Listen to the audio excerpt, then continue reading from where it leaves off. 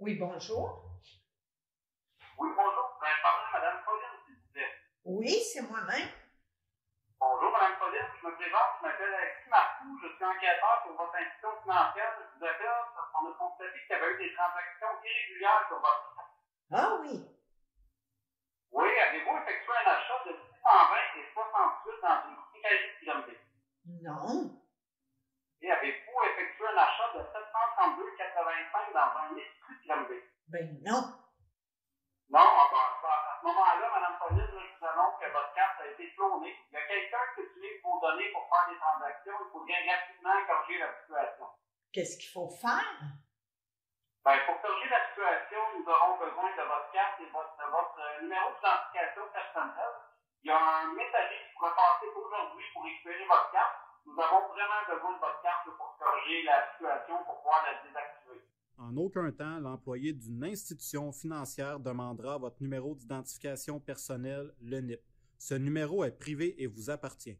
Êtes-vous vraiment un enquêteur?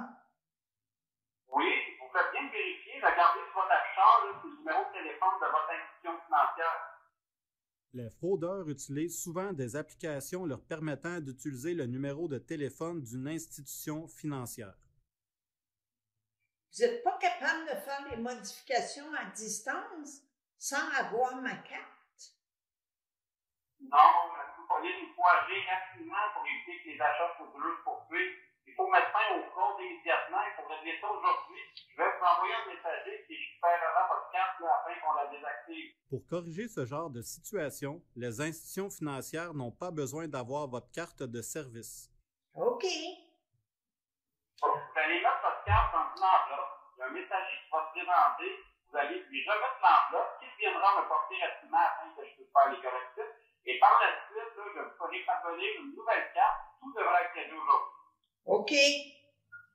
Bon, dernière chose, afin que je puisse faire les modifications sur votre carte, j'aurai besoin de votre numéro d'identification personnelle pour accéder à votre carte. Vous l'avez pas? Non, pour des raisons de sécurité, vous êtes la seule à connaître votre numéro d'identification personnelle. Imaginez que tous les employés de l'institution financière connaissaient votre liste. Oui, vous avez raison. Ça n'aurait pas d'allure ben. Exactement. Donc, quelle est votre liste, Mme Pauline?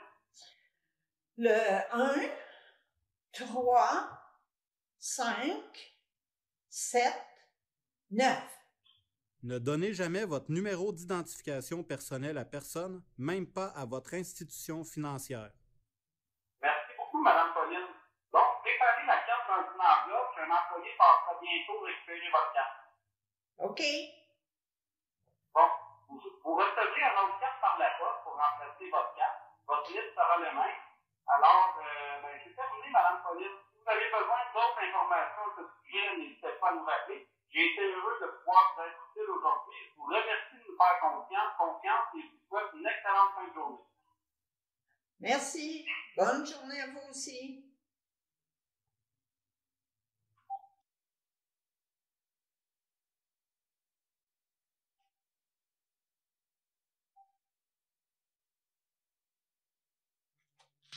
Police de Granby, bonjour.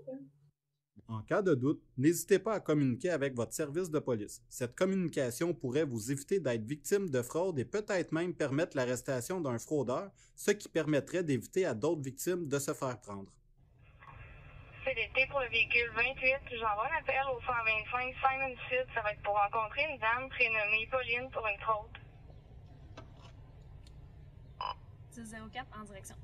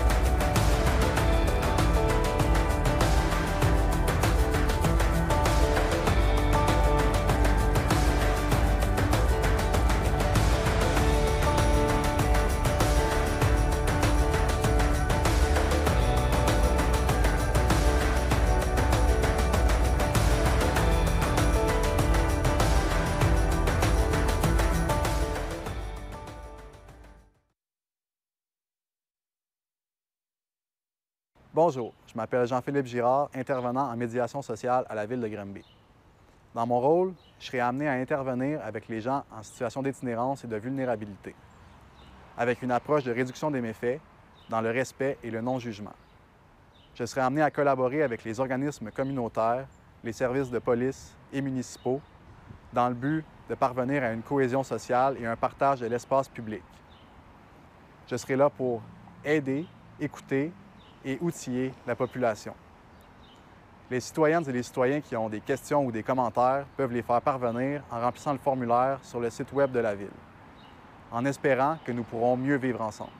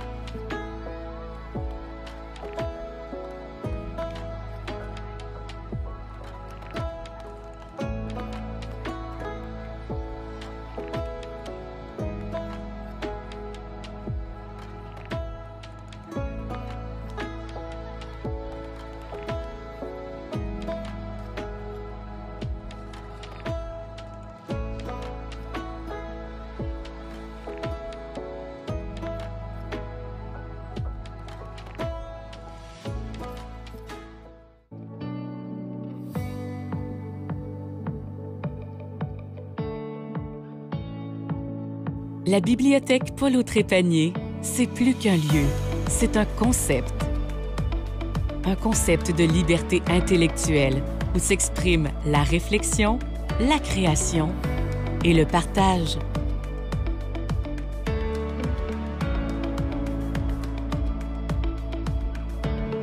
Un concept où des fibres individuelles composent un tissu social varié, uni, pour former une communauté où les histoires prennent vie.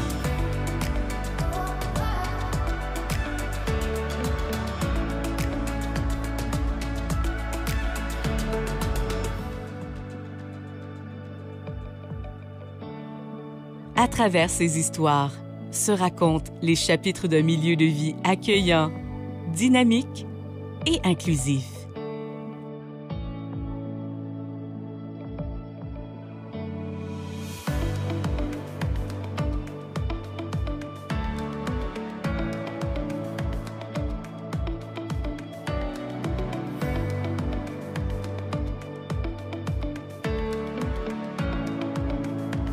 Au fil des jours, ces récits sont une source d'émerveillement, d'amitié et d'échange.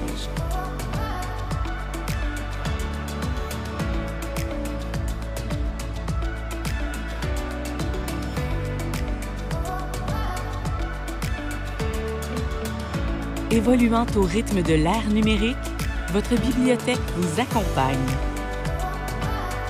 De l'étagère au salon, du papier à l'écran ou de l'aube à l'aurore, votre univers vous suit, faisant fi du temps et de la distance.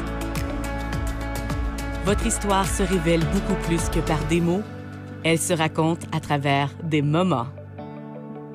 La bibliothèque Paul Autrépanier de Granby. Racontez-vous.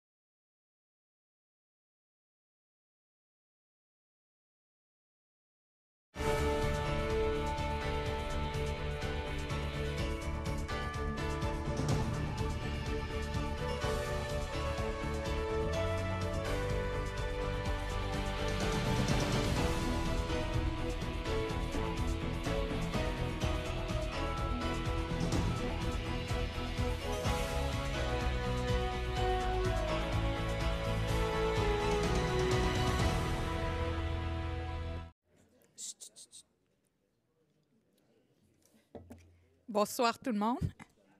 Bienvenue à la séance ordinaire du 6 novembre 2023. Donc, ouverture de la séance à l'option de l'ordre du jour. J'aimerais mentionner l'absence de M. Vincent. C'est une absence qui est autorisée, bien entendu.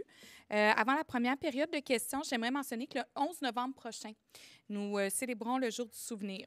Donc, il s'agit d'une occasion de rendre hommage à tous ceux qui ont sacrifié leur vie pour préserver notre liberté, notre paix et notre souvenir de leur courage et de leur dévouement. Donc, le regroupement de vétérans de Granby, avec la coopération de l'École Parkview, organise une cérémonie pour commémorer le jour du souvenir ce vendredi, le 10 décembre, à 10h45, au Parc Victoria. Donc, ceux qui veulent se joindre seront les bienvenus, bien entendu. Donc, c'est ce vendredi, le 10 novembre, bien entendu.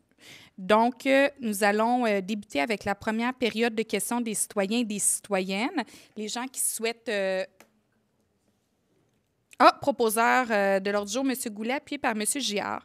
Donc, pour la première période de questions des citoyens et des citoyennes,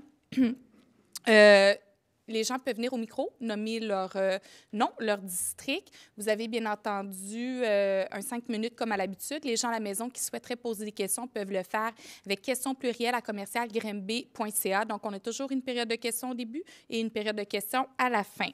Donc, voilà, on peut débuter la première période de questions. Madame la RS, Messieurs et Madame du Conseil, d'abord, je voudrais vous féliciter. Je suis auteure, Marie-Paul Villeneuve, je suis auteure. Je suis revenue à Granby il y a 2 ans. Je voudrais vous féliciter pour l'initiative du Salon du Livre, OK? À ce sujet-là, j'ai quelques petites restrictions ou quelques recommandations à faire. Il ne faut jamais oublier, et beaucoup de gens ne le savent pas, mais comme auteur, nous faisons partie de la chaîne tout à fait en bas. Nous créons, nous travaillons et nous sommes très peu rémunérés et nous sommes souvent, malheureusement, dans les salons du livre, très peu considérés. J'ai déjà fait des revendications à cet effet, mais j'aimerais quand même saisir l'ensemble du conseil de la problématique. Ce qui veut dire que moi, j'ai été au comité de pilotage de la nouvelle politique culturelle que vous allez déposer ce soir et j'en suis très fière aussi. C'est que j'attends de Granby, parce que je suis très exigeante de nature, j'attends de Granby que nos auteurs régionaux soient bien traités. OK? Et moi, j'ai même offert à plusieurs personnes qui font partie de l'organisation du nouveau salon, du tout premier vrai salon. Il y en avait eu un petit quand j'étais journaliste à La Voix de l'Est, mais ça fait très longtemps. Le tout premier salon, j'aimerais que les auteurs soient vraiment considérés selon leurs valeurs. OK? Et non pas que ce soit une genre de foire commerciale raccrochée à ce qu'on appelle la chaîne du livre, où tout le monde fait de l'argent, mais l'auteur est toujours le dernier considéré. L'auteur ou l'autrice sont toujours les derniers considérés. Et je pense qu'avec la nouvelle tangente de la ville de Granby, je pense qu'on est en mesure de faire quelque chose de plus progressiste, de plus avant-gardiste qu'une simple grosse librairie. Là-dessus, je vais juste terminer ma citation parce que j'ai fait beaucoup de bénévolat en littérature. J'ai créé une agence littéraire bénévole. J'ai fait beaucoup de représentations auprès de l'UNEC et tout ça. Et je terminerai en vous citant une libraire qui a lâché, pas une libraire, mais une éditrice, qui a lâché le travail parce qu'elle m'a dit, en conclusion, Marie-Paul, quand j'ai commencé, moi, il y a 50 ans, c'était les éditeurs qui faisaient vivre les auteurs. Maintenant, ce sont les auteurs qui font vivre les éditeurs. Malheureusement, on est un peu dans cette situation-là. Et je compte, notre premier salon, ça va être une expérience, mais je compte qu'on va tenir compte aussi quand même de la situation de nos auteurs régionaux. Voilà.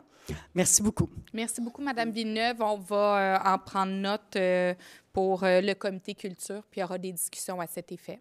Merci beaucoup. Est-ce qu'il y a d'autres questions des citoyens et des citoyennes? Bonjour, mesdames et messieurs, c'est Jawad El-Kavi. Bonsoir. Bonsoir. C'est juste un sujet qui a attiré mon attention. Normalement, je ne devrais pas venir, mais c'est une question qui est en lien avec l'amélioration de la qualité de vie. Dernièrement, 1er novembre, il y a un article de Granby Express qui a attiré mon attention. Donc, à peu près, donc il a donné des chiffres. J'ai essayé de les transformer de ma façon en pourcentage, et ça fait peur. Alors, 5124 familles grambiennes qui souffrent de la sécurité alimentaire, donc qui ont sollicité SOS dépannage. Ils ont mis 2989 adultes, 1803 familles, 1161 ménages monoparentaux, etc., etc. Après, ils ont détaillé en bas dans l'article. C'est un article très important à lire et je le recommande à tout le monde. Alors, j'ai fait mon calcul à moi. C'est 9852 citoyens de Granby qui souffrent de la sécurité alimentaire et qui ont frappé les portes de SOS dépannage. Ça veut dire 1 sur 7 citoyens de Granby, chiffre qui fait peur et à peu près, c'est l'équivalence de 65% des gens qui ont voté pour vous, Madame Bourdon. 65%, c'est un chiffre qui fait peur, qui souffrent de la sécurité alimentaire. En même temps, on a 127% hausse de troubles de santé mentale à Granby. Je pense qu'il a battu le record au niveau provincial. L'augmentation de 25% des crimes. Alors, la sonnette d'alarme ici à Granby, je pense, elle est au rouge. Parce que ça tombe presque souvent sur Madame Geneviève Roux, qui est la responsable, Madame la Présidente, des dossiers de la qualité de vie des citoyens. On a une communauté déchirée. En même temps, on trouve que Madame la mairesse et quelques conseillers et conseillers, pas tous, qui réservent une table de $1 200 comme repas pour discuter développement économique avec notre ministre Bonardel. Aujourd'hui, le chef de Ensemble Montréal, il a demandé la démission d'une vice-présidente parce qu'il a gaspillé juste $400. Donc maintenant, les journalistes, ils parlent que de ça à la radio aujourd'hui, juste $400. Mais nous, c'est $1 200. C'est juste aussi, Madame Bourdon, je n'ai pas bien préparé, mais c'est juste, on y va en gros. Vous accusez le gouvernement comme quoi il ne fait rien. Il n'y a pas un plan d'action clair, il n'y a pas beaucoup de budget, il n'y a pas. J'ai dit que je ne me suis pas bien préparé. Alors, vous accusez le gouvernement qu'il ne fait rien. Le bilan de vos mandats, les 2 ans-là, il n'y a pas de théâtre, il n'y a pas de route, il n'y a pas d'université, il n'y a pas de transport en commun, il n'y a pas. Donc, dernièrement, j'ai lu aussi qu'il y a un maire d'arrondissement à Montréal qui a démissionné. Il a dit, ça y est, je suis brûlé, je ne peux rien faire, je n'ai pas assez d'argent, mon entourage est toxique, etc. Je dois être clair avec les citoyens, je ne peux rien faire, je démissionne.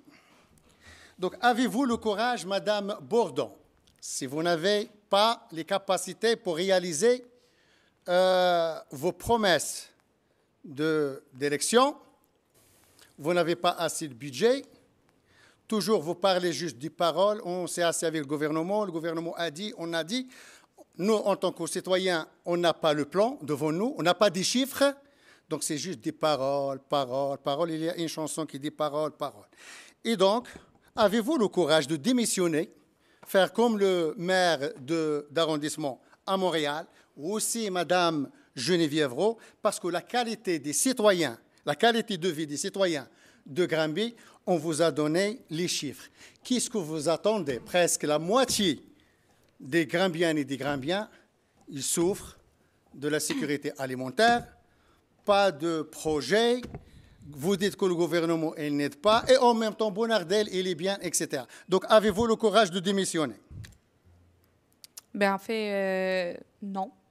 Ce n'est pas une question de courage, mais je n'ai pas l'intention de démissionner, c'est certain.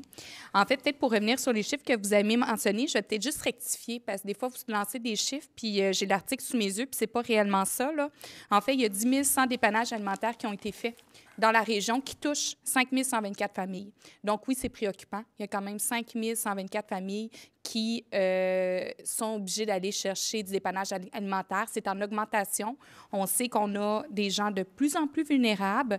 On sait que oui, effectivement, il y a une hausse un peu comme partout au niveau de la santé mentale, au niveau du crime, mais oui, ça nous préoccupe. Et sachez que notre service de police travaille ardemment. On a un bon service de police qui est là pour répondre à la demande. Déjà, vous allez voir au courant de l'ordre du jour, on vient ajouter des effectifs en collaboration avec le CIUS, donc au niveau, bien entendu, de la santé mentale. Donc, Évidemment, il y a tout son travail aussi avec nos organismes communautaires. Sachez, on soutient SOS Dépannage depuis des années. Donc, c'est un organisme qui est très important et c'est un organisme qui aide aussi l'ensemble des autres organisations sur le terrain à venir à favoriser ou à donner de la nourriture également. Donc, bien entendu, là, vous revenez encore une fois avec l'activité de la Chambre de commerce, là, comme si c'était un scandale quand il y a une activité de la Chambre de commerce, qu'il y a des gens de la Ville qui participent. La Chambre de commerce, on vient les financer. C'est une organisation, un OBNL qui vient favoriser l'effervescence économique de notre région, qui est aussi une organisation importante, comme on vient soutenir SOS Dépannage, comme on vient soutenir d'autres organisations. Puis lorsqu'on participe à un repas comme ça, un dîner comme ça, c'est un enjeu où est-ce que, oui, on doit avoir une bonne collaboration avec les différentes instances gouvernementales. Et c'est une chose qui est faite, c'est une chose qui est importante dans notre travail. Il n'y a pas personne qui se paye la traite. Donc, il faut faire attention un petit peu à ce qui est mentionné et aux allusions que vous faites, qui sont complètement fausses. Est-ce que vous pouvez me laisser commenter après, madame, parce qu'il y a beaucoup de... Non, vous ne pouvez pas répondre. C'est vous qui vous avez eu 5 minutes pour vous exprimer, M. El-Kabi. Non. Vous avez eu 5 minutes pour vous exprimer. Parce que j'ai des accusations, là, je réponds. madame. Vous reviendrez à l'autre période de questions-réponses. Donc, voilà, vous faites des allusions qui ne sont pas vraies. Donc, ça vous appartient. Puis je pense que les gens à la maison sont capables de comprendre ces allusions-là, qu'elles ne sont pas vraies. Les chiffres de Granby Express, c'est des allusions aussi. Merci beaucoup. Les chiffres et vous avez dit non. Je vous demande de vous asseoir, M. El-Kabi. Merci.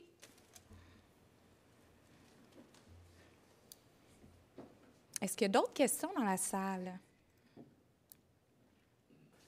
Bonsoir, Madame la mairesse. Bonsoir. Mesdames, Messieurs les conseillers. Bonsoir, Madame la greffière, Madame Lamoureux, Monsieur Bruno.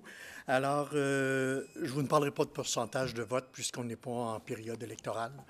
Je vais plutôt... Peut-être juste nommer votre nom, Monsieur Oui, Roy. Clément Roy, Merci. de Granby. Alors, je m'excuse. J'aimerais vous parler un peu de milieu humide parce que la situation continue d'être préoccupante. Des gens font des observations qui sont par moments inquiétantes. On ne peut pas retourner sur le passé, mais on peut dès maintenant faire en sorte d'être plus prudent et d'exercer peut-être un pouvoir plus vigilant sur ce qui se développe, ce qui se met en place maintenant. Ce soir, il y aura des votes qui concernent le secteur Hémérocal, où il y a eu une consultation déjà. Donc, on arrive au vote final. On va parler aussi du secteur de la rue principale, près du boulevard David-Bouchard, coin nord-ouest, secteur nord-ouest, qui va être en développement. Je n'ai pas les numéros de zonage, là, mais du côté nord-ouest. Et aussi sur la rue principale, un peu plus loin, près de la rue Labbé et la Colle aussi. Ce soir, il y a un point à l'ordre du jour là-dessus. Dans tous les cas, je suppose que les 10 mètres prescrits sont observés et qu'il y a du personnel de la Ville pour s'assurer que ces 10 mètres, parce qu'on sait qu'il y a eu des moments où soit des clôtures sont déplacées ou soit au préalable des milieux sont asséchés. Puis à ce moment-là, quand on arrive, bien, on a l'impression que le milieu humide est plus petit que ce qu'il y avait. On observe à différents moments qu'il n'y a pas de correspondance exacte entre les cartes de l'analyse multicritère de 2015, donc les documents disponibles à la population qui viennent de la Ville, le plan régional des milieux humides et aussi il y a des références de canards illimités. Parfois, les correspondances n'y sont pas et on a l'impression que quand on regarde sur des cartes plus anciennes, il y a des milieux humides qui disparaissent. Alors, ma question, puis quand on parle des deux des secteurs là, qui sont sur la rue principale, on parle de canaux d'eau ou de ruisseaux, certains qui partent du boisé des Peintres et qui s'en vont jusqu'à la rivière Mamcook. Donc, tous ces milieux humides-là sont rarement isolés, sont souvent rattachés à tout le réseau pour lequel il y a beaucoup de travail qui est fait pour les garder en meilleur état. Ma question, c'est, il y a un 10 mètres de prescrit, le ministère doit le... Et il y a des autorisations aussi. On sait qu'il y a un très grand pourcentage d'autorisations qui sont données, donc des milieux humides qui sont perdus, et moyennant compensation. Donc, on est loin d'être à une protection intégrale. Ma question, c'est, quand il y a des milieux sensibles, quand il y a des endroits où, du point de vue de la Ville, du point de vue d'experts aussi, on pourrait augmenter à plus que 10 mètres. 10 mètres en milieu naturel, c'est très peu. Et 10 mètres, quand on entoure au complet un milieu naturel, on le détruit, quand on laisse seulement 10 mètres. C'est l'effet, puis c'est des effets de milieu qu'on a pu observer, et c'est des effets que les spécialistes reconnaissent aussi. Donc, dans des milieux sensibles, est-ce que la Ville peut augmenter cette limite-là de 10 mètres? Bien là, c'est une question qu'on ne peut pas répondre malheureusement ce soir. Vous savez que je pense que vous avez déjà sensibilisé les membres du Conseil à cet effet-là. Oui. On a pris bonne note du commentaire, puis le tout est à l'étude. C'est sûr qu'il y a un enjeu de réglementation et de mise en place de réglementation. Ça reste très lourd. Sachez qu'on est très sensible à tout ce qui touche les milieux humides. On tente d'ailleurs, vous savez, bon, il y a eu le PRM-HH qui est mis en place par la MRC. Donc, le plan régional des milieux humides et hydriques. Donc, ce PRM-HH-là, dans le fond, nous, on s'assure qu'il va avoir l'ensemble des milieux humides aussi que nous, on a détectés. Hein? Donc, d'avoir une concordance entre nos milieux humides sur la MRC pour s'assurer que ça fasse foi. Donc, sachez qu'on y travaille. Puis, il y aura une évaluation, voir s'il y a une possibilité ou pas d'augmenter plus que 10 mètres pour les milieux humides. Donc, on pourra regarder le tout, mais il n'y a pas de réponse aujourd'hui à donner si ça sera un oui ou si ça sera un non. Oui, mais on comprend que la préoccupation qu'on a, c'est vraiment au cas par cas, parce que dans les endroits que j'ai nommés, il y a des milieux qui pourraient être considérés comme plus sensibles et qui pourraient demander plus que 10 mètres. On est à cette étape-là. C'est ça, c'est qu'il faut voir comment on peut le traduire dans la réglementation, ce qui peut être assez complexe. Donc, il est là notre enjeu pour des exceptions. Donc, mais on va regarder ce qui est possible. Très bien, merci. Merci. Est-ce qu'il y a d'autres questions dans la salle? Sinon, on va y aller avec les questions par courriel. Maître Meunier. Oui, alors bonsoir à tous. Donc, une question de des félicitations de Mme Josée Gagnon, alors qui vous dit bonjour. Permettez-moi de profiter de cette plateforme pour remercier bien sincèrement les représentants de la ville de Granby, soit Mme la mairesse ainsi que les conseillers municipaux, donc pour les travaux de réhabilitation de voiries qui ont été effectués durant l'été dans ce que je considère être l'un des plus beaux quartiers de notre ville, soit la terrasse Bellevue. Un merci spécial à notre conseiller municipal, M. Paul Goulet, qui a à cœur le bien-être de ses concitoyens, qui travaillent vraiment fort pour l'aboutissement des projets dans son quartier. Merci beaucoup pour votre grande implication. Alors, c'est signé Mme Gagnon. Merci. Merci beaucoup pour ces commentaires. C'est toujours intéressant de voir les commentaires positifs qui arrivent au conseil municipal. Effectivement, c'est un beau projet. Par contre, je tiens à dire que pour moi, c'est l'ensemble de la ville qui est magnifique. Donc, on pourrait dire qu'on a la plus belle ville au Québec, puis ça serait parfait comme ça aussi, que juste un quartier de la ville. Donc, voilà. Prochaine question. Oui, donc une question cette fois-ci de Mme Denise Doiron, donc qui concerne le projet de densification. Alors, elle demande, j'aimerais savoir s'il existe un plan écrit qui peut être consulté par le public concernant le plan de densification. Alors, mes questions sont les suivantes. Y a-t-il un échéancier pour la réalisation de ce projet, donc ce plan de densification? Y a-t-il un nombre établi de résidences ou d'appartements? Combien de ces domiciles sont destinés aux résidents actuels et combien sont destinés aux nouvelles résidences prévues? Et finalement, donc, y a-t-il une partie de ce plan qui tient compte de l'augmentation de la demande sur l'infrastructure actuelle de la ville, comme par exemple hôpital, circulation, police, pompiers, etc.? En fait, vous savez, le plan de densification, il est en marche depuis déjà plus d'1 an. Donc, il y a eu des consultations publiques qui ont eu lieu. Il y a déjà quelques mois, si je ne me trompe pas, c'était en juin dernier. Donc, il y a eu des consultations citoyennes où l'ensemble des citoyens de la ville étaient invités à venir mentionner les éléments qu'ils voulaient voir ou pas dans le plan de densification. On a la finalité du plan de densification est prévue possiblement vers la fin de l'année ou début de l'année prochaine. Donc, il sera déposé publiquement, qui sera disponible à l'ensemble des citoyens et des citoyennes, des promoteurs également. Et oui, effectivement, au niveau des infrastructures, le tout a été pris en compte de voir sur la capacité de grossir de la ville. On est capable d'aller jusqu'où sur la volonté des membres du conseil. Donc oui, bien entendu, ça a été pris en compte dans le plan de densification. Est-ce qu'il y a d'autres questions?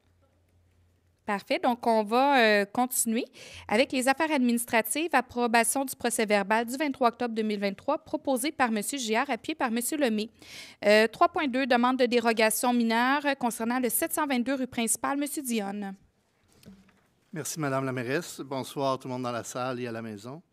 Donc, il s'agit d'une demande d'un propriétaire pour utiliser son enseigne sur poteau, la mettre à jour pour un commerce, une enseigne qui est dérogatoire. Donc, après considération de la recommandation du comité consultatif d'urbanisme à l'effet d'autoriser en partie cette dérogation mineure, et considérant que la dérogation ne porte pas atteinte à la jouissance par les propriétaires des immeubles voisins de leurs droits de propriété, que la demande vise à autoriser l'utilisation d'une structure d'enseigne existante et qu'en vertu des dispositions réglementaires, la cessation de l'usage précédent ne permettait pas à cette enseigne dérogatoire d'être protégée par un droit acquis, je fais la proposition d'accorder la demande de dérogation mineure pour la propriété située au 722 rue principale de façon à autoriser une enseigne sur poteau jusqu'à 3,45 m du bâtiment principal, considérant qu'en vertu des dispositions du règlement de zonage, la norme établie à un minimum de 15 mètres, une enseigne sur poteau jusqu'à 1,6 m de la ligne avant du terrain, considérant qu'en vertu des dispositions du règlement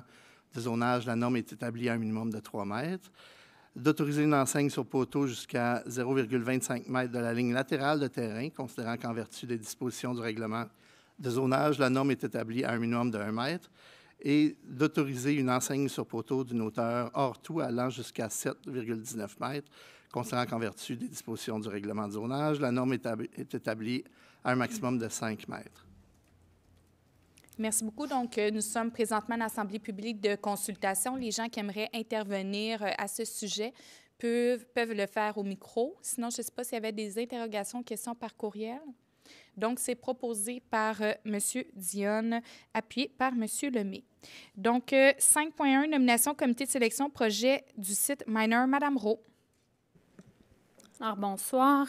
Considérant l'appel de proposition aux fins de redéveloppement du site de l'ancienne piscine Miner, après étude et considération, il s'agit de nommer Messieurs Paul Goulet et Félix Dionne, conseillers municipaux, Mme Viviane Lapalme, membre du CCU, Monsieur Julien Lantier, architecte de la firme Architecture 6e Sens Inc., et Monsieur Yvan Gatien, directeur du service de l'aménagement et de la protection du territoire, ou sa remplaçante, Mme Annie Tétrault, coordonnatrice en aménagement du territoire, et de confirmer le mandat à la firme Architecture 6e Sens Inc. au prix de 3 500 $ plus les taxes applicables. J'en fais la proposition.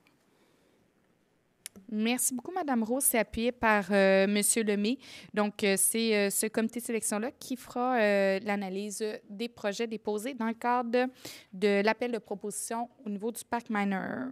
Donc, 5.2, acceptation de risques résiduels. M. Lacasse. Alors, bonsoir à tous à la maison.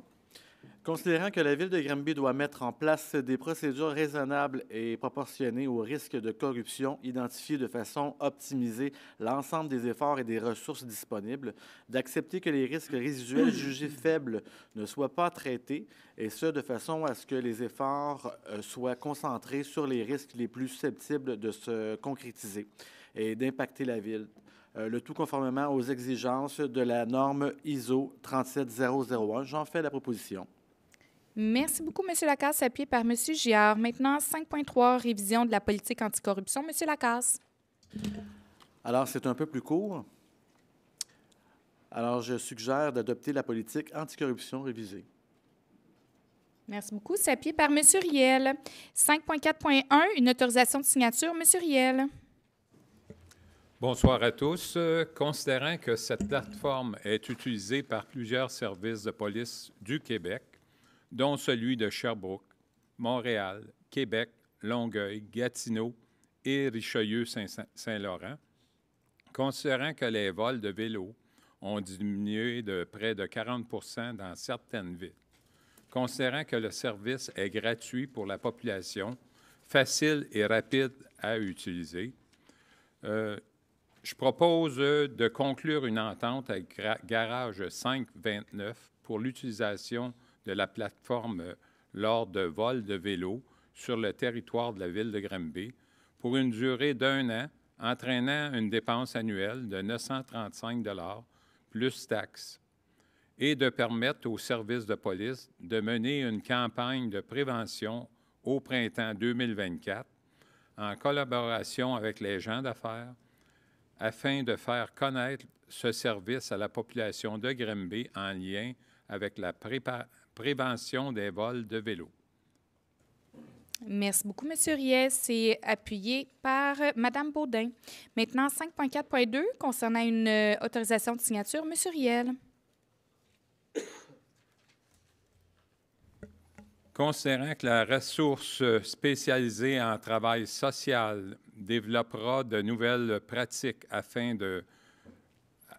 que les interventions policières soient mieux adaptées aux besoins de la clientèle cible, considérant que la ressource spécialisée en travail social favorisera la complémentarité des interventions au service de police de la Ville de Granby avec celle du réseau de la santé et des services sociaux qui interviennent auprès de la clientèle cible. Je propose de conclure une entente avec le Centre intégré universitaire de santé et de services sociaux de l'Estrie pour l'affectation en milieu policier d'une ressource spécialisée en travail social pour la période du 21 mai 2023 au 31 mars 2025, selon les conditions et les modalités mentionnées dans ce projet d'entente. Merci beaucoup, M. Riel. C'est appuyé par Mme Moreau. On se rappellera qu'on avait déjà une travailleuse sociale au sein du service de police qui s'occupait, entre autres, des enjeux de violence conjugale. Donc, on vient ajouter une ressource en collaboration avec le CIUS de l'Estrichu, une autre travailleuse sociale, et qui va s'occuper beaucoup plus des enjeux au niveau de la santé mentale et de l'itinérance. 6.1, dépôt de procès-verbaux de correction. Maître Meunier. Oui, donc je dépose 2 procès-verbaux de correction. Donc l'un pour le procès-verbal de la séance du 18 septembre 2023 pour la résolution 2023-09-0850, ainsi qu'un procès-verbal de correction de la séance donc du 5 septembre 2023 pour la résolution numéro 2023-09-0795, donc qui vise à corriger une erreur administrative. Là, dans le fond, on vient ajouter une mention comptable en lien avec les transferts budgétaires qui étaient prévus donc, dans ces résolutions-là, en lien donc, avec le surplus réservé aux imprévus. Alors, voilà. Merci beaucoup, Maître Meunier. 6.2 concernant une résiliation d'entente. Monsieur Lacasse. Alors, considérant qu'en raison de la dissolution de Club Kawani, de Granby Incorporé, il y a lieu de procéder à la résiliation de l'entente conclue, de mettre fin à l'entente conclue le 16 février 2017 avec le Cégep de Granby ainsi que le Club Kiwani de Granby Incorporé relativement à l'établissement des paramètres de collaboration pour l'utilisation du robot motorisé Kiwan en date du 15 février 2024. J'en fais la proposition. Merci beaucoup, M. Lacasse, appuyé par M. Riel. 6.3, renouvellement d'entente. M. Riel. Je propose de renouveler les ententes conclues avec la municipalité de Roxton Pound ainsi que la municipalité du canton de Shefford relativement à l'établissement d'un plan d'aide mutuelle pour la protection contre les incendies, et ce pour un terme additionnel d'1 an. Merci beaucoup, M. Riel, appuyé par M. Dionne. Maintenant, 6.4 concernant un autre renouvellement d'entente. M. Riel. Je propose de renouveler l'entente conclue avec l'entreprise Autobus Le Parcours Inc. relativement à la vérification des antécédents judiciaires effectués par le corps de police de la Ville de Granby pour un terme additionnel de 2 ans, soit jusqu'au 6 mars 2026. Merci beaucoup, M. Riel, appuyé par M. Goulet. Maintenant, 6.5 concernant un renouvellement d'entente. Mme Rowe.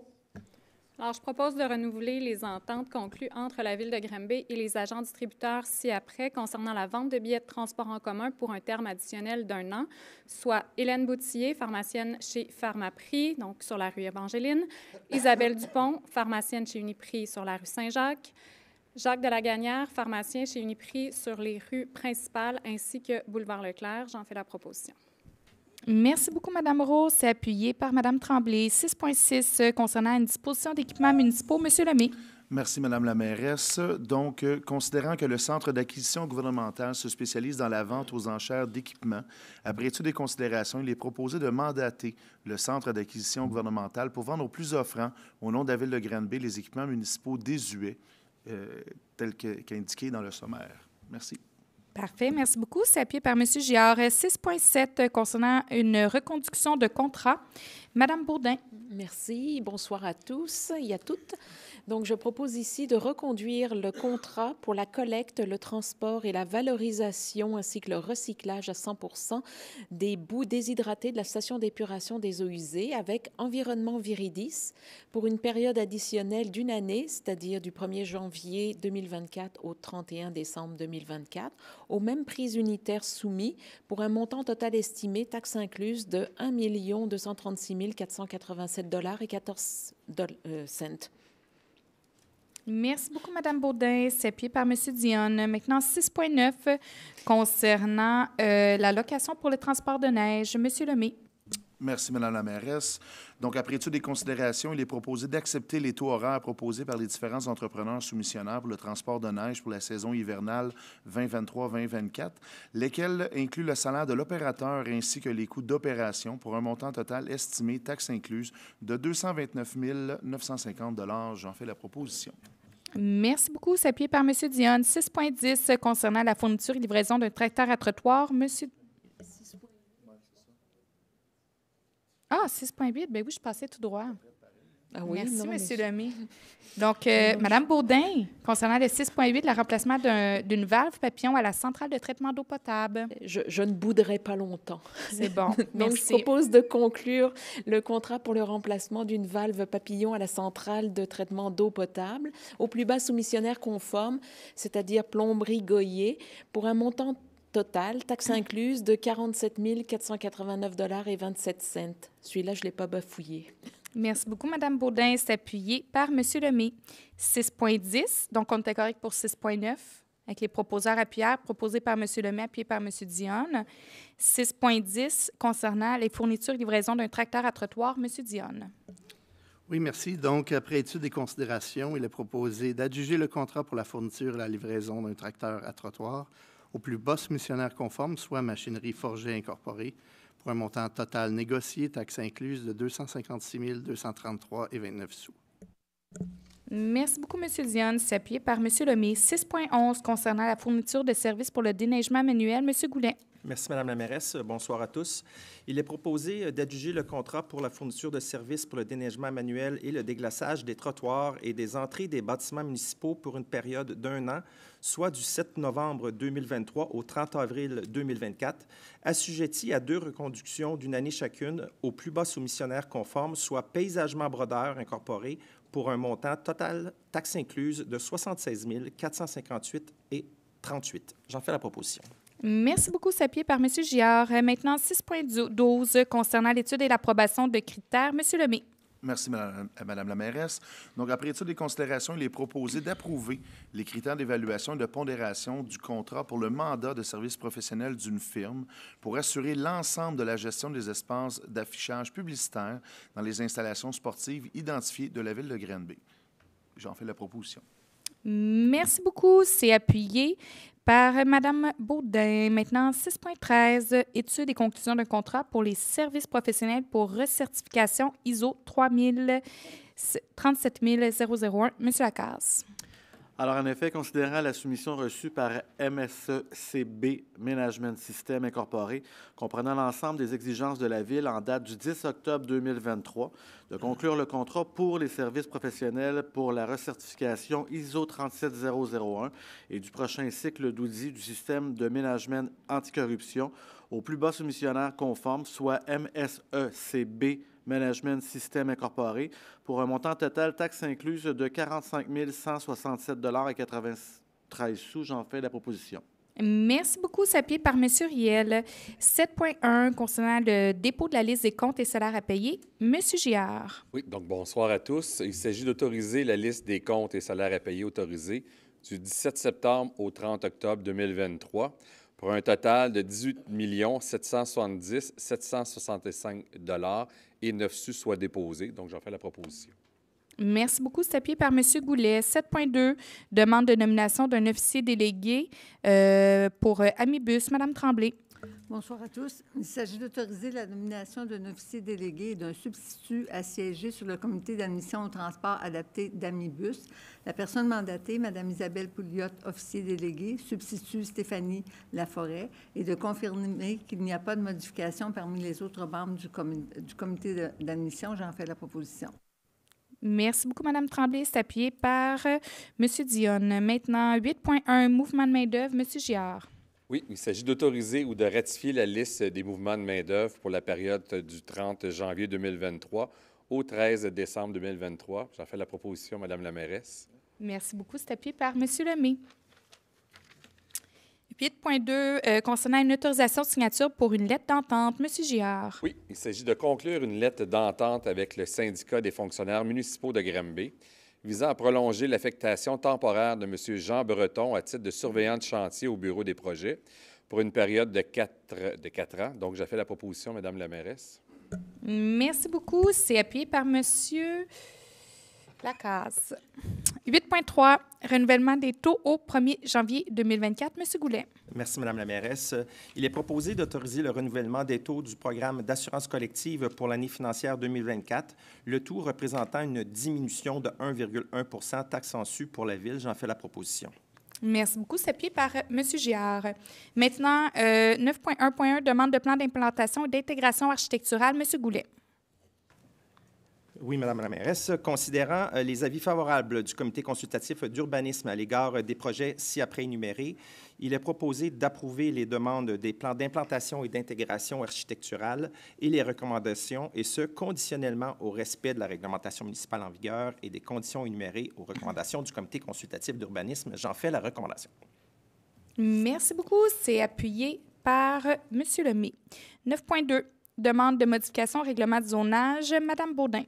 Oui, considérant que le comité consultatif d'urbanisme ne recommande pas la demande de modification au règlement de zonage, je propose de refuser la demande de modification au règlement de zonage, considérant que le projet possède trop d'éléments dérogatoires pour la zone résidentielle HL14R. Merci beaucoup. C'est appuyé par M. Goulet. 9.3 concernant une demande de modification au règlement de zonage. M. Goulet. Merci, Mme la mairesse. Considérant que le comité consultatif d'urbanisme ne recommande pas la demande de modification au zonage, il est proposé de refuser la demande de modification réglementaire, considérant que le projet présente une trop grande différence de gabarit de bâtiments et de nombre de logements avec le reste du secteur. J'en fais la proposition. Merci beaucoup. C'est appuyé par Mme Rowe. 10.1 concernant une autorisation de signature. M. Riel. Je propose de conclure l'entente relative à des travaux municipaux pour des infrastructures en eau potable, d'égouts et de voirie pour le prolongement de la rue Saint-Jude avec le promoteur 9325-7277 Québec Inc., conformément au plan et devis préparés. Merci beaucoup. C'est appuyé par M. Lacasse. 10.2 concernant une acquisition de l'eau. Mme Rowe.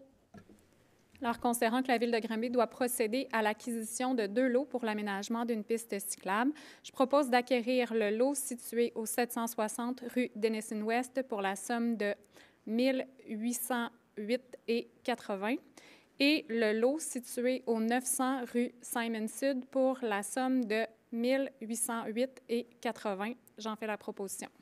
Merci beaucoup. C'est appuyé par Mme Baudin. 10.3 concernant une acquisition de l'eau, cette fois-ci pour le 415 rue Coplin. Monsieur Lemay. Merci, Mme la mairesse. Donc, considérant que la Ville de Granby doit procéder à l'acquisition d'un lot pour le réaménagement d'une rue, il est proposé d'acquérir un lot situé au 415 rue Coplin pour la somme de 1 204,72 $. J'en fais la proposition. Merci beaucoup. C'est appuyé par Mme Rowe. 10.4 concernant l'acquisition d'un autre lot pour le 448 rue Coplin, cette fois-ci. Mme Rowe. Alors, considérant que la Ville de Granby doit procéder à l'acquisition de 3 lots pour le réaménagement d'une rue, je propose d'acquérir les lots situés au 448 rue Coplin pour la somme de 7 418,34 $. Merci. Merci beaucoup. C'est appuyé par M. Lemay. Les prochains points, vous allez voir, on a quelques réceptions provisoires et des réceptions définitives suite aux travaux qui ont été faits par les entrepreneurs dans différents quartiers en développement. Donc, on va débuter par le 10.5 par une réception provisoire. M. Lemay. Merci, Mme la mairesse.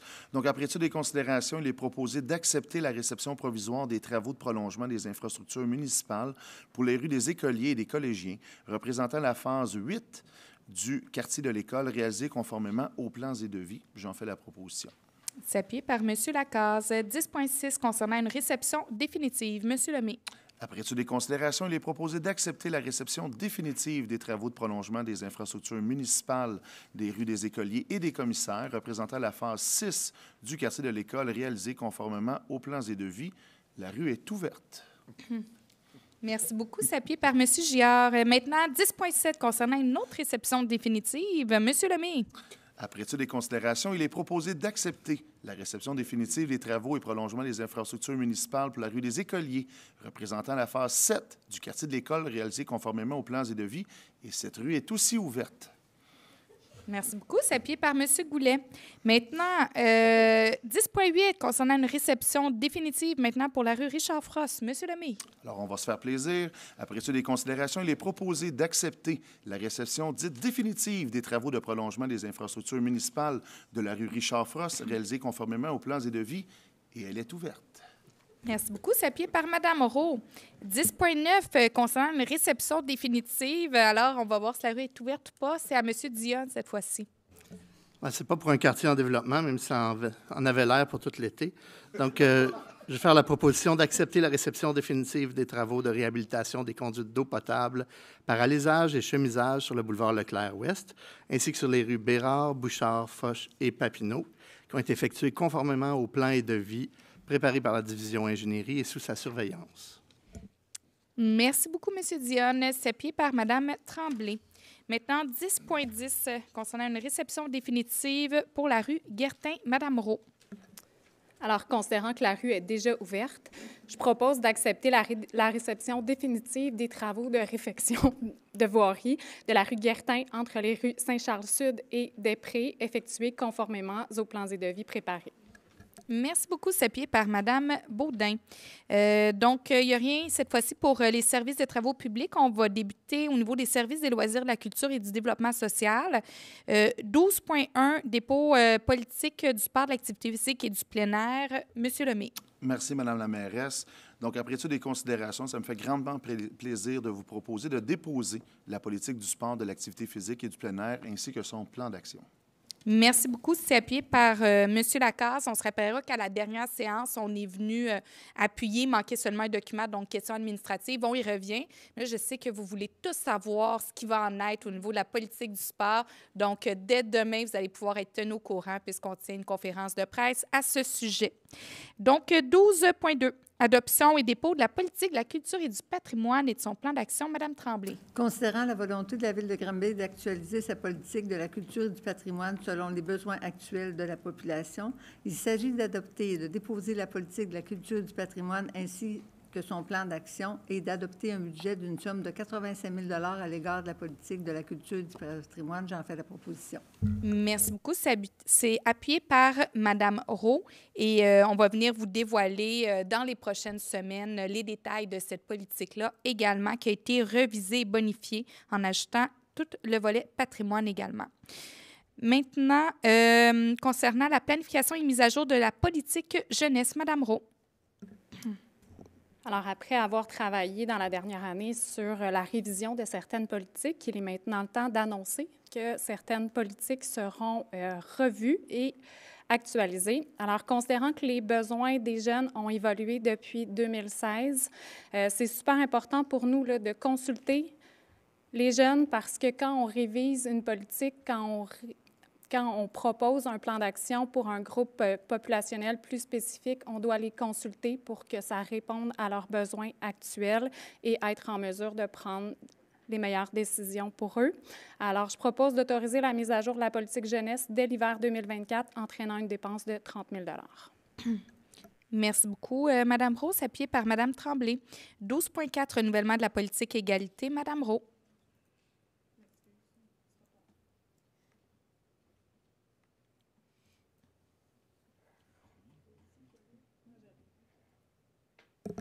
Désolée pour le délai. Considérant l'exercice de mise à jour de la politique égalité, je propose de créer le comité de pilotage qui aura pour objectif de soutenir et participer à toutes les étapes du renouvellement de la politique ainsi que d'aider à la création de son contenu et de nommer à titre de membre de ce comité les personnes suivantes. Alors, Geneviève Rowe, coprésidente, M. Alain Lacasse, conseiller municipal comme coprésident, Madame Marie-Ève Théberge, conseillère au développement social, Madame Céline Gagnon, directrice générale adjointe du SERI, Madame Sophia Coton, directrice générale d'Entre-elles, Monsieur Stéphane Prévost, directeur général de ressources pour hommes de la Haute-Yamaska, Monsieur Cédric Champagne, coordonnateur de Divergent, Madame Louise Brodeur-Comeau, représentante de la FEAS, Madame Lina Gervais-Tremblay, à titre de citoyenne, Madame Émilie Chabot, à titre de citoyenne, Madame Charlotte Isganetis, à titre de citoyenne, Monsieur Romain Atsou-Amla comme citoyen, Monsieur Marc A. Ekdom comme citoyen et finalement Madame Gabrielle Champagne comme citoyenne. Ce sera un comité très représentatif et qui saura nous guider dans la révision de la politique. J'en fais la proposition. Merci beaucoup. C'est appuyé par M. Lacasse. Maintenant, 12.5, jour du souvenir. M. Lacasse. Alors, bien sûr, ça s'en vient. Donc, il s'agit de proposer d'autoriser tous les ajustements à la réglementation sur la circulation à la tenue de la cérémonie des vétérans au cénotaphe, ainsi que l'affichage promotionnel et signalétique approprié, d'autoriser le contrôle de la circulation pendant 12 minutes, soit de 11h10 à 11h22, le vendredi 10 novembre, aux intersections suivantes, donc la rue Dauphren et Boivin, l'avenue du Parc et rue Cour, et rue Dauphren et boulevard Mountain, et d'autoriser la fourniture des services municipaux nécessaires à la gestion de la circulation lors de la cérémonie du jour du souvenir, et ce jusqu'au montant maximal de 1 000 $. Donc, j'en fais la proposition et j'invite les citoyens à porter fièrement leur petit coquelicot, comme on le fait ici au Conseil. Merci.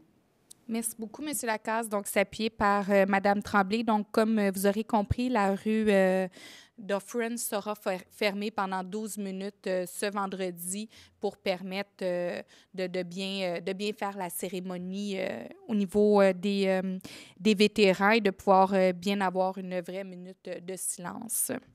Donc, 12.6, identification Palmer Cox, Mme Tremblay. Considérant que la Ville de Granby souhaite protéger et mettre en valeur son patrimoine, considérant l'identification d'un personnage historique permet de créer un sentiment d'appartenance à l'histoire grambienne, il s'agit d'autoriser le processus d'identification de Palmer Cox comme personnage historique important de la Ville de Granby afin de célébrer les 100 ans de son décès et d'intégrer une activité de valorisation à la première édition du Salon du livre de Granby. J'en fais la proposition. Merci beaucoup. C'est appuyé par Mme Rowe. 12.7, demande d'aide financière pour le sentier illuminé. Mme Tremblay. Il s'agit d'accorder une aide financière au montant de 18 000 à l'organisme mandataire vie culturelle et communautaire de Granby pour la réalisation du projet du sentier illuminé pendant la saison hivernale 2023-2024 et de modifier le mandat de gestion 2021-2025 en conséquence. J'en fais la proposition. Merci beaucoup. C'est appuyé par M. Lemay. 12.8, demande d'aide financière, Festival au lac. Mme Rowe.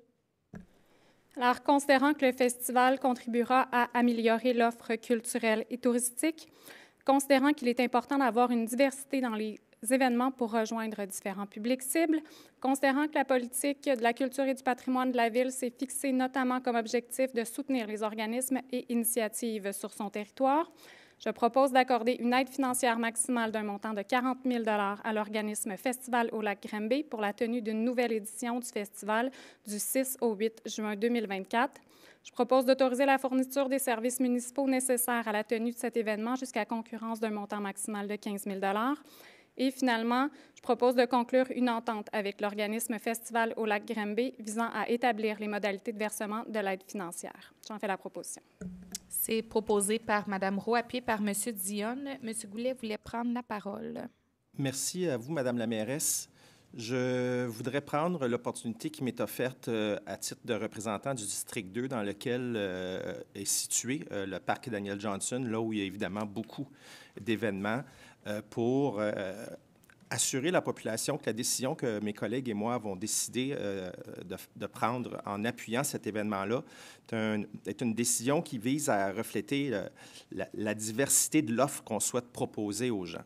C'est un style qui ne peut pas plaire à tous, mais ça prend de toutes sortes de musique et toutes sortes de styles pour répondre à des besoins et à des attentes. Et ces gens-là sont aussi des gens qui amènent du dynamisme économique et qui amènent une vitalité sur le plan culturel. Ceci étant dit, la raison pour laquelle j'ai décidé d'appuyer ce projet-là, et j'y ai beaucoup réfléchi suite aux nombreux appels que j'ai reçus l'année dernière, c'est que les organisateurs ont fait leur devoir, ont entendu le conseil et les gens qui travaillent dans le domaine de la culture ici à Granby, et il y aura des ajustements qui seront apportés pour minimiser les impacts au niveau auditif, au niveau des styles musicaux aussi. J'en profite en terminant pour dire que l'on va travailler étroitement avec la direction générale qui, elle, va s'assurer via la sécurité publique que notre réglementation dans les environs du lac pendant cet événement-là seront aussi assurées et qu'on va travailler très fort pour s'assurer de minimiser l'impact pour les gens qui vivent dans ce secteur-là. Donc, je préférais faire la nuance aujourd'hui pour que vous sachiez clairement qu'on a travaillé étroitement puis que l'offre qui va être proposée sera une offre qui va répondre à nos exigences et à nos attentes dans le respect de tous. Merci, Madame la mairesse. Merci, M. Goulet. Donc, 12.9 concernant une demande d'aide financière. Mme Rowe. Alors, je propose d'accorder une aide financière au montant de 750 à l'organisme Les Petits Frères de Granby pour la réalisation du projet d'activité festive de Noël, considérant que la valeur de participation sociale est prônée dans la politique municipale des personnes aînées et considérant l'impact du bénévolat dans la ville de Granby. Donc, c'est proposé. Merci. Merci beaucoup. C'est appuyé par Mme Tremblay. 12.10, autorisation de signature pour un bail de location. Monsieur Lemay. Merci, Madame la mairesse.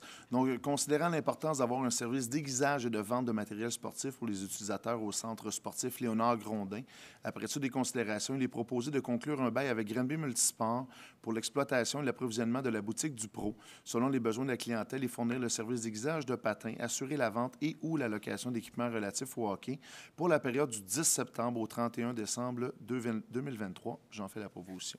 Merci beaucoup. C'est appuyé par M. Lacaze. 12.11, demande d'accréditation. Mme Tremblay. Il s'agit de reconnaître l'organisme Cœur de chambre Lumina comme organisme à but non lucratif afin que celui-ci puisse bénéficier des privilèges de la politique de reconnaissance pour les organismes de la Ville de Granby. J'en fais la proposition. Merci beaucoup. C'est appuyé par Mme Rowe. 12.12, modification du statut. Mme Tremblay. Oui, il s'agit de modifier le statut de reconnaissance de l'organisme L'Ensemble Vocal Plus comme organisme culturel afin que celui-ci puisse bénéficier des privilèges de la politique reconnaissance pour les organismes de la Ville de Granby. J'en fais la proposition. C'est appuyé par M. Dionne. Donc, nous allons aller maintenant à la partie réglementation. Donc, on va débuter avec le 13.1, Maître Munier. Oui, alors 13.1, il s'agit d'un projet de règlement, donc décrétant une dépense de 1 068 000 ainsi qu'un emprunt de 968 000, incluant les frais d'escompte et d'émission. Donc, pour l'acquisition de la propriété située au 553 rue Léon Armel, donc où était située donc l'usine Cresswell face au centre aquatique Desjardins de Granby. Alors, ce règlement est soumis à l'approbation des personnes habiles à voter donc sur l'ensemble du territoire de la ville. Donc, toute personne qui souhaiterait s'opposer à cet emprunt donc est invité à venir signer donc le registre qui se déroulera donc du 20 au 24 novembre prochain, donc de 9h à 19h ici même à l'Hôtel de Ville. Alors ce soir, il y aurait lieu pour un membre du conseil donc de déposer le projet de règlement et de donner un avis de motion. Donc c'est proposé par M. Riel. 13.2. Oui, donc 13.2, il s'agit cette fois-ci d'un projet de règlement modifiant le règlement, donc décrétant la tarification de certains services municipaux. Alors, afin de modifier donc le tarif du cours pour futures mamans au centre aquatique, et ce, à compter du 1er janvier 2024. Alors, il y a toujours lieu ce soir pour un membre du conseil de déposer le projet de règlement et de donner un avis de motion en vue d'adopter un tel règlement à une prochaine séance. Ce sera M. Lacaze. 13.3.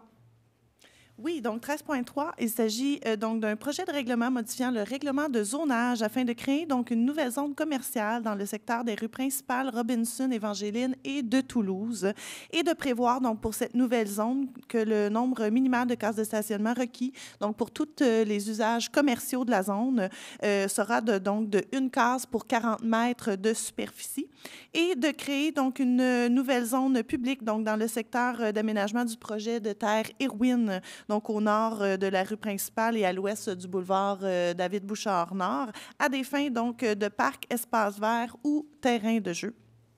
Alors, il y aurait lieu ce soir pour le conseil donc de fixer l'assemblée publique de consultation qui est prévue donc pour mercredi le 22 novembre 2023 donc à 18h30 ici même dans la salle du conseil de l'Hôtel de Ville et d'adopter donc le premier projet de règlement, demeurant toujours entendu que le proposeur donnera également un avis de motion en vue d'adopter un tel règlement. Une prochaine séance et finalement donc comme à l'habitude, toute personne qui est intéressée là, à obtenir plus d'informations est invitée à se présenter à cette assemblée-là et entre-temps donc ce samedi, à compter de ce samedi, sur notre site web, une capsule vidéo qui explique donc le projet de règlement sera disponible. Donc, vous pouvez la trouver donc dans la section des avis publics sous la rubrique Assemblée publique de consultation. C'est proposé par M. Lemay, appuyé par M. Giard. 13.4. Oui, donc 13.4, il s'agit d'un règlement modifiant le règlement donc sur la circulation, le stationnement et la sécurité publique, donc afin d'interdire le stationnement pour 2 cases le long du centre Notre-Dame, donc en saison hivernale, donc soit du 1er novembre au 30 avril, et d'interdire donc le stationnement sur rue, donc du côté est de la rue Saint-Joseph, donc entre la rue principale et la rue Saint-Jacques, en saison hivernale toujours donc du 1er novembre au 30 avril. Alors, il y aurait lieu ce soir pour le conseil de procéder à l'adoption de ce règlement. Ce sera proposé par M. Giard, appuyé par M. Goulet. 13.5.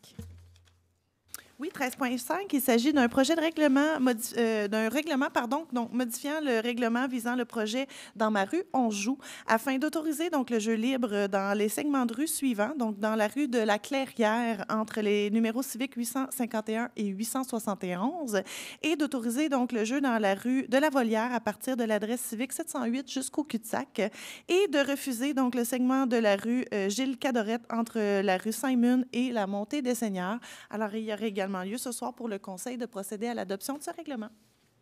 C'est proposé par M. Goulet, appuyé par Mme Moreau, 13.6. Oui, donc il s'agit d'un projet de règlement, donc modifiant le règlement visant donc à autoriser le stationnement de nuit en saison hivernale afin d'assujettir donc l'aire de stationnement privé qui appartient à la commission scolaire Eastern Townships. Donc, il est situé donc à l'angle des rues Alexandra et Lorne, donc à l'application du règlement municipal. Alors, il y aurait également lieu ce soir pour le Conseil de procéder à l'adoption de ce règlement. C'est proposé par Mme Roux, appuyé par Mme Tremblay, 13.7. Donc, il s'agit cette fois-ci d'un règlement modifiant donc 8 règlements établissant différents programmes de subventions écologiques, dont notamment donc le règlement pour l'achat et l'installation d'une borne de recharge résidentielle ou encore celui pour favoriser l'acquisition donc de barils récupérateurs d'eau de pluie, afin d'y apporter donc des modifications de nature administrative donc quant au budget annuel accordé donc aux différents programmes et de prévoir donc le cas échéant qu'un achat par le biais d'un site internet d'une entreprise donc qui a une succursale situé sur le territoire de la ville sera admissible. Alors, il y aurait également lieu ce soir pour le Conseil de procéder à l'adoption de ce règlement. C'est proposé par Mme Tremblay, appuyé par M. Dionne, 13.8. Oui, il s'agit donc d'un règlement modifiant le règlement de zonage afin d'autoriser donc dans la zone résidentielle située dans le secteur de la rue principale de la Colle et de la place de la Baie, donc la présence d'un seul bâtiment, donc de 10 étages dans la zone, le nombre maximal de logements autorisés dans cette zone étant de 6. Alors, il y aurait également lieu ce soir pour le Conseil de procéder à l'adoption de ce règlement. C'est proposé par M. Dionne, appuyé par Mme Baudin, 13.9. Oui, 13.9, il s'agit donc d'une résolution qui vise à accorder un permis de construction dans le cadre d'un projet particulier, donc les PPC-moi pour la propriété, qui est située donc au 301 à 309 rue Saint-Jacques, ainsi qu'au 64 rue Saint-Antoine-Sud, pour permettre donc la construction d'une résidence étudiante de 70 logements sur 6 étages. Elle vise également donc à permettre un pourcentage d'occupation du bâtiment principal de 52 %, un nombre inférieur donc de cases de stationnement, soit 16 au lieu de 26, et que les logements situés donc au 6e étage ne possèdent pas de balcon. Alors, il y aurait également lieu ce soir pour le Conseil de procéder à l'adoption de cette résolution. C'est proposé par Mme Baudin, appuyé par M. Dionne. Maintenant, 13.10. Oui, donc 13.10, il s'agit d'une résolution qui vise à accorder donc un certificat d'autorisation pour la propriété située donc au 339 à 403 rue de l'Émérocale, toujours dans le cadre d'un projet particulier, donc les PPC-moi, afin de permettre cette fois-ci donc la réalisation d'un projet d'ensemble de 4 bâtiments de 4 étages qui sont composés donc de chacun 16 logements et de 2 bâtiments donc de 3 étages composés chacun de 12 logements. Le tout étant conditionnel à ce que les cèdres prévus donc au plan d'aménagement au plan de paysagement, pardon, donc soit d'une hauteur de 1,83 mètres ou 6 pieds.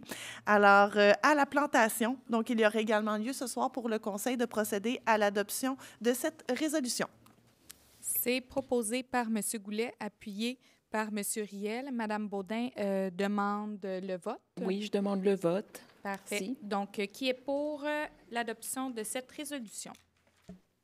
M. Riel, M. Lacasse, M. Lemay, M. Giard, M. Goulet, Mme Roux, Mme Tremblay, M.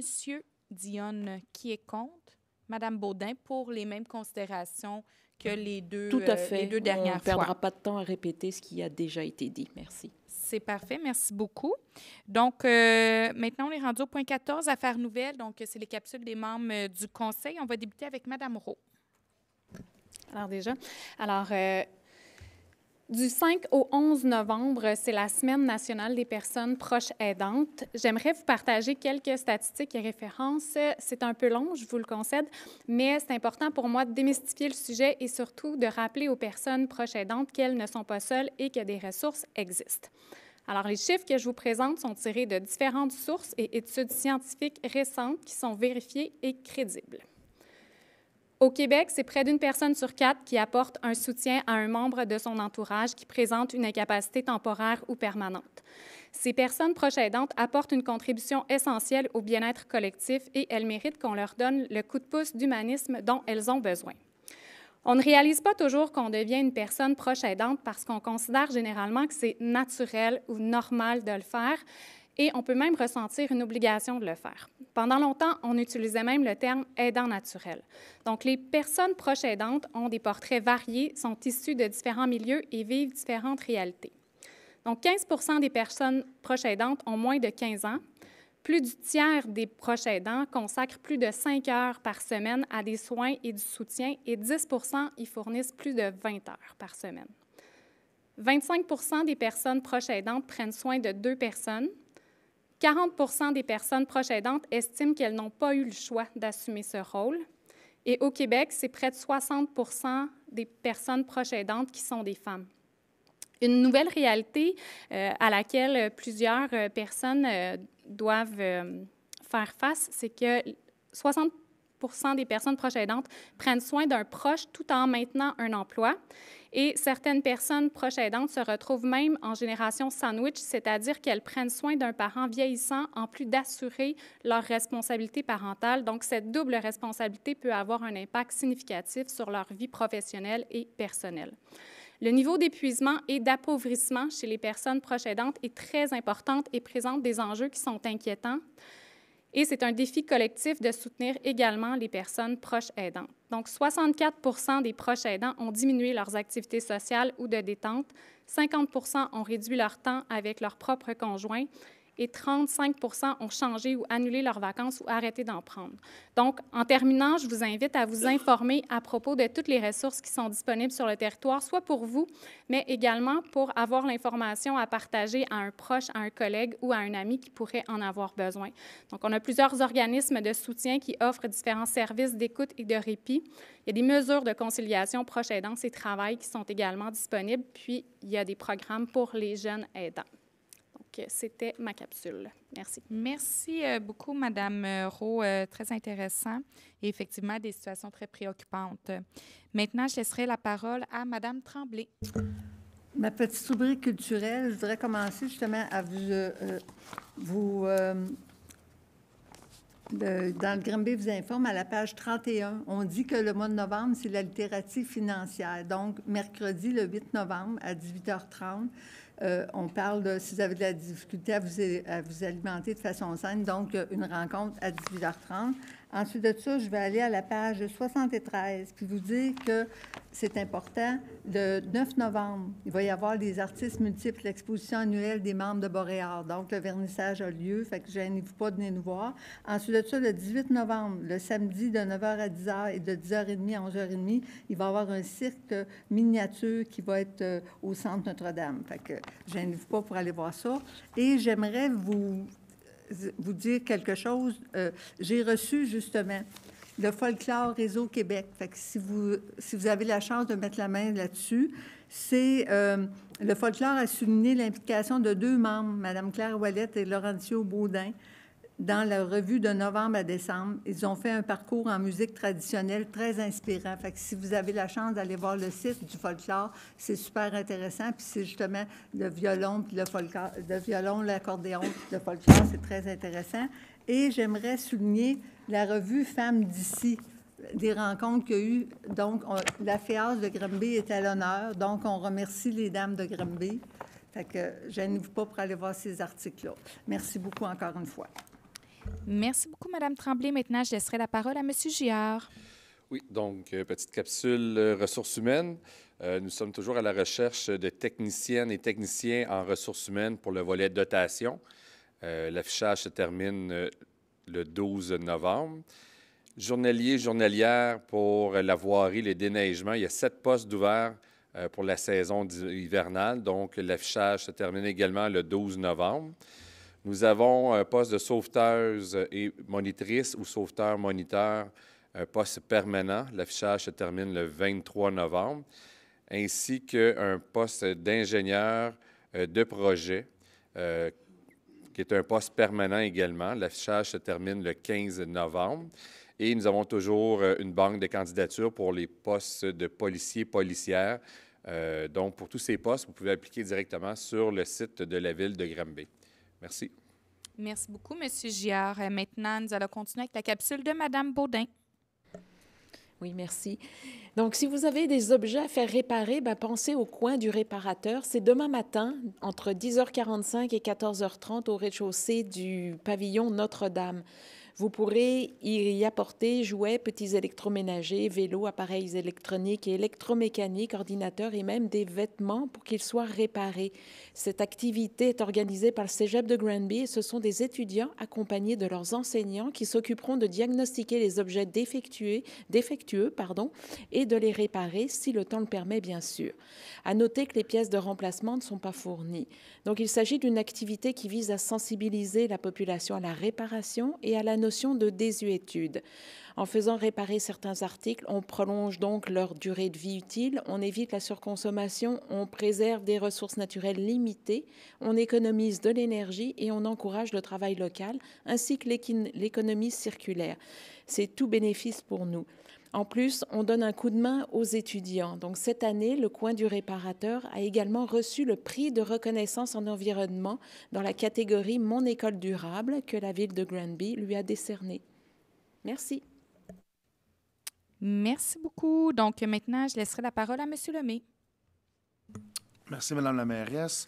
Quelques petites mentions cette semaine. J'aimerais souligner les Cosmos de Granby, plus qu'une équipe, une famille, je crois que c'est leur credo, qui envoie de l'équipement au Togo. Des vieux uniformes, des vieux chandails, tout ça, tout à fait de bonne qualité encore, le tout en collaboration avec Francis Comedza et du CERI. Donc, superbe initiative de la part des gens du Cosmos. Merci beaucoup. Je voudrais aussi souligner M. Alain Ménard, juge de ligne, qui a officié à la dernière Coupe Lavert à Vancouver dans les derniers mois. Il avait même été à Flushing Meadows internationaux des États-Unis, je pense, en 2019. Donc, M. Ménard, qui nous a grandement représentés sur la scène internationale. Et ça me permet de souligner, en ce début de saison de hockey, vous allez voir des jeunes sur la glace avec des bandeaux verts. Ce sont de très jeunes arbitres qui commencent. Donnez-leur une chance, puis une deuxième, puis une huitième. Ils commencent et un jour, avec notre patience et notre support, ils pourront devenir des futurs Alain Ménard.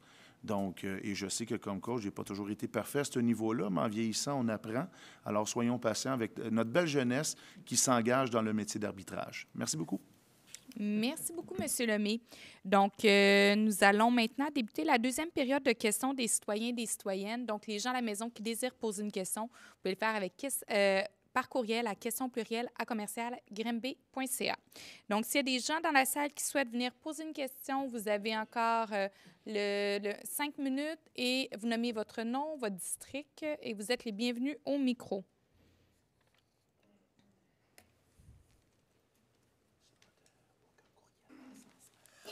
Jawad El-Kahabi, encore une fois. Là, c'est juste pour avoir le droit de répondre à ce que vous m'avez dit tout à l'heure, Madame la mairesse. Moi, j'ai cité les chiffres qui sont dans le journal de Granby Express. Si vous mettez ces chiffres en doute, moi, je crois que Granby Express, il a demandé ces informations par la voie de le droit d'accès à l'information à SOS dépannage. J'imagine, mais ce sont des chiffres du journal, ce n'est pas les miennes, madame. Donc, alors, si vous avez un problème juste avec moi, donc, vous devez réviser vos papiers, madame, avant d'aller juste sur la taxe et pas mes informations. Alors, je ne vais pas rester juste sur le dîner. Maintenant, je vais faire un panaché, si vous voulez. Mais pour le dîner, juste pour que les citoyens soient au courant. M. Lacasse n'était pas là, M. Giard n'était pas là, Mme Baudin n'était pas là, M. Vincent n'était pas là. Ça, ces personnes-là, ces élus qu'on aime beaucoup, Mme Bourdon, ils n'étaient pas avec vous au moment des élections. Ils n'étaient pas vos partisans. Ils étaient absents maintenant. Et aussi pour vos partisans, donc le reste, mais aussi, je peux dire que M. Riel aussi, on ne l'a pas vu, ainsi que M. Dion. Il n'était pas là, juste pour dire la vérité. Pour parler aussi de la Chambre de commerce, madame, qui maintenant devenait l'île de cette Chambre-là, c'est un autre aile de jeunesse qui était présidée par madame Rowe. Vous ne me dites pas que les membres, je parle librement, madame, je suis un citoyen, ne me prenez pas comme adversaire, je suis un citoyen. Parce que vous parlez librement, mais c'est une période de questions, M. El Khabi. Et donc, et vous ne posez pas de questions. Et donc, les questions, elles sont là. Donc, est-ce que parmi les membres de cette chambre-là, il n'y avait pas vos partisans, madame Bourdon, au moment des... Moi, j'ai les noms. Et donc, est-ce que vous n'êtes pas en train de financer des organismes dont on trouve vos partisans aux élections? Ça, c'est d'abord, comment dirais-je. Ensuite, le transport et le logement, vous dites qu'on a passé en consultation publique pour savoir qu'est-ce qu'ils veulent les citoyens. Moi, j'ai pensé que vous aviez ça dans votre programme aux élections. Si vous n'aviez pas ça dans votre programme, les citoyens, ils ont voté Madame Bourdon, je ne sais pas pourquoi. Normalement, ça se trouve dans votre programme. Vous devez rentrer en action, mais pas consulter les citoyens pour savoir qu'est-ce qu'on va faire.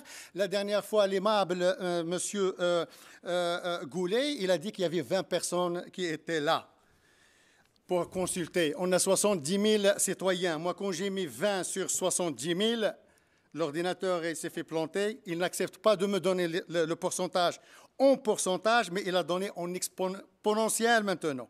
Donc, 5,72 E à la puissance moins 5. Même l'ordinateur, il n'arrive pas à vous suivre. Donc, 20 personnes sont sur 70 000. C'est très négligeable. Alors, soit les citoyens ne vous font pas confiance, soit il faut chercher pourquoi. Dossier des itinérants. Vous avez dit qu'on va voir la prochaine année qu'est-ce qu'on va faire encore.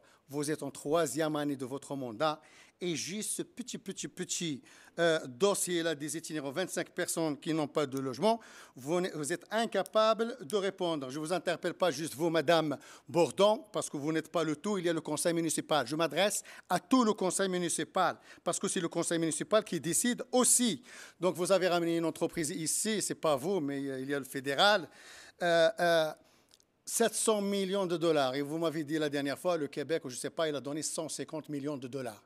Alors vous êtes fort juste pour prendre l'argent des contribuables. Les 150 millions de dollars que le Québec a donné à cette entreprise qui est venue ici, si on la donne aux citoyens, on n'aura pas les chiffres que Granby Express nous a publiés la semaine dernière. L'exploitation des événements, Madame Bourdon. La dernière fois, les pompiers, ils ont fait un événement, vous êtes partis. Là, c'est 21 photos publiées, rien que vous, madame.